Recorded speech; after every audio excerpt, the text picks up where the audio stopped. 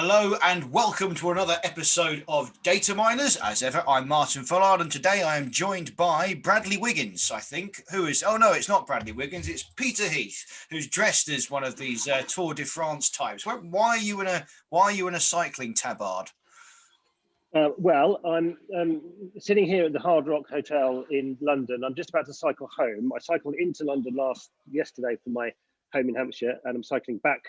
It's part of my training for the 1,000-kilometre bike ride I'm doing around the UK for Hospitality Action Charity. So I'm just putting it out there, Martin, to tell the world what I'm doing. Absolutely.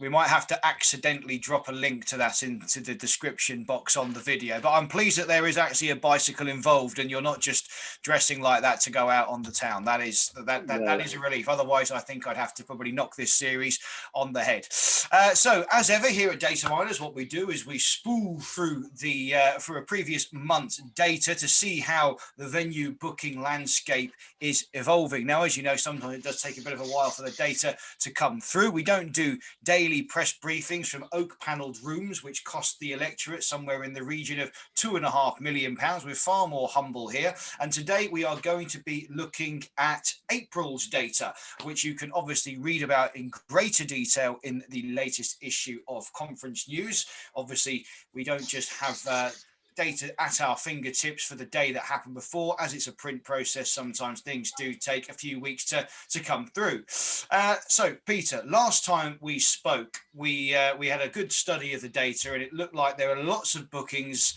in the pipeline, certainly lots of inquiries, but there was a big question mark over whether or not contracts were being signed. Have you got any good news for us? Are those contracts being signed? Yes, they are. We keep saying it. We keep saying that the numbers are encouraging, but is it a trend or is it a blip? Is it a spike? And good news again. The April's data was up on March's data, so the trend is beginning, and it's pretty much up across the board actually. So yeah, it's encouraging, very encouraging. Well, that is good, and obviously, we're in this sort of weird landscape at the moment. This video will probably be going live on the 14th of June, and I just want to make it clear that today is the day of recording. I'll double check because I don't know. It's the 10th. It's the 10th of June. So we're in this sort of weird landscape at the moment where we're not 100% certain if the 21st of June is going to be this great glowing ring on the calendar where everything returns to normal, or whether, some manner of restrictions will carry over. We don't know. But is there anything to suggest that the sort of dilly-dally is impacting the velocity of the bookings? Oh yeah, massive. I mean, I think the general consensus is not only in the data, but also in the the conversations that you and I have with the market, is that confidence is not low, but it's they don't have the confidence to book for the future, or way into the future, or big, significant numbers. So the trends are up, the volume is low still, and the key thing is that nobody knows what the hell's going on. So it's just nervousness all round really, and therefore that means it's like anything, isn't it? Like when there's a general election, budgets get reduced, things quieten down just because nobody knows what's going on. Nothing's actually going to change, although in this instance there probably will be changes, so that makes people even more nervous. So general trend is up, nervousness remains and reigns supreme. Yeah, well, that's obviously something that I think we can all relate to at the moment. I mean, it really is it's a bit of a pain. We're seeing cases go up, and of course here we do not ever profess to be epidemiologists or experts in the field, but at the very least, what we can hope for is that while cases rise and there's a little bit of an uptick in hospitalizations, it is among those who are unvaccinated. So long as we can see that the vaccination program is working, then hopefully that will give us the confidence we need, or certainly give the event bookers the confidence they need to commit and go ahead. But again, let's know our place in this world. That's not where we dabble. Where we dabble is events, and what I'm curious to know about is what sort of events are going into the system at the moment. Is there a chasm between the B2B stuff? How are the Christmas parties getting on? And I'm curious about summer parties as well. I think party wise, it's still pretty low. Summer parties, we mentioned it in, I think it was second series, it was the summer party might have missed the boat because the guidance won't be there in enough time for the businesses to put on a summer party. I mean, there are exceptions, obviously, there's always exceptions. But the majority, the volume, the trend is summer parties will be relatively limited, and that's showing out in the data. And Christmas parties, you know, that's a big old fat one, isn't it? What the hell is going on with the Christmas party? Nobody has any idea. And more to the point, I think that if we look back at data from in my previous role of looking at sort of search data, Christmas parties don't really start in earnest. I mean, they do start to be booked during the year. There's always a trickle, but really after September, that's when the volume. So it'll be fascinating to watch Christmas party bookings from September after the summer period. That will be a really key one. It'll be interesting to watch what happens with summer and parties and how many of them went on and what size and how much and that kind of thing. That'll be interesting, but I don't think it's going to be anything massive. I think Christmas party is the next big one.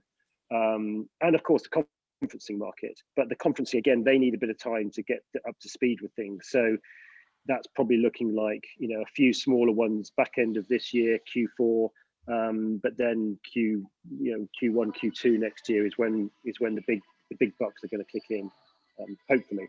Yeah, I think the way I'm looking at it at the moment, it very much feels this sort of June to September time, if you're into your football, is like the pre-season. You know, the pre-season friendlies are currently sort of going underway where we're kind of getting to know the squad and all of that sort of stuff. And we're finding our feet and getting into a rhythm with the season kicking off around, you know, September, October time. I mean, it is going to take some brave organisers to sort of go first in the summer, but it depends. Does your community want that live experience? I mean, this is the thing, you know, most delegates who actually attend conferences on a larger scale will only ever do so once a year anyway. So we have to remember, we're not just talking about events people here who go to events all the time. We're talking about individuals in sectors from every corner who aren't that familiar with going to events. So there's naturally going to be a little bit of perhaps apprehension on that stepping out for the first time, but it's going to be fascinating to see, like you say. Now, I'm going to then kind of pick your brains a little bit on the May data, because obviously the way we film this is fantastically unorganized and also a little bit lagging sometimes. And that's all, for the record, completely down to yourself, Martin. Yeah, and my inability to have any spare time to, you know, do little things like, you know, my job. But I know you've had a sneak peek at the May data, and we are going to go into this in a bit more detail in our next session, which the gap of which won't be too big like the last one. What have you sort of seen? I want to sort of whet the appetite of our audience without kind of ruining the point of reading your next article. Well, yeah, okay. So I'll be brief here because I don't want to go into too much detail, mainly because I haven't analysed it in that much detail yet, because the data only came in after it was quarantined and then cleaned and verified and all that kind of clever stuff that we do. And it only popped out yesterday. So what I can tell you is May is also up.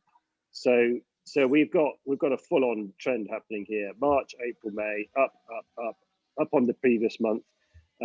It's not necessarily flattening out. I think it flattened out from March, was a steep, wasn't quite a hockey curve, but March was a steep kick in the action. April up, May is up again. So it's more positive news.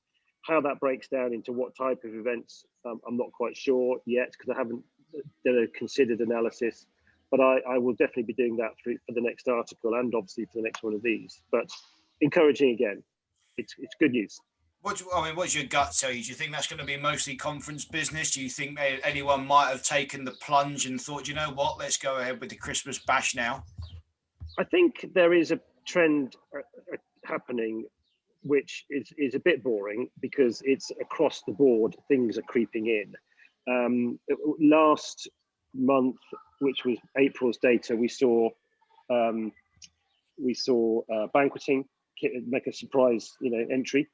And then in April's data, we saw, was it March or April's data? We saw banqueting. Oh no, this right. Yes, so for April we saw receptions kick in, so they gave a little bit of a kicker.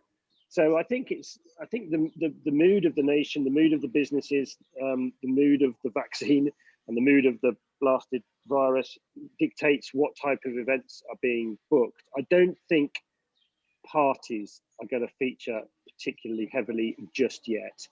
But receptions are, but then again, receptions are quite easy because you can have socially distancing relatively easy. The reception, you just stand apart. Banqueting, which was the surprise one in March, was really interesting. But that showed intent of people wanting to come together and enjoy some good food. So there's little kicks happening here and there, but the general trend is across the board. Meetings which tend to be shorter lead time anyway, so they can be quick bookings.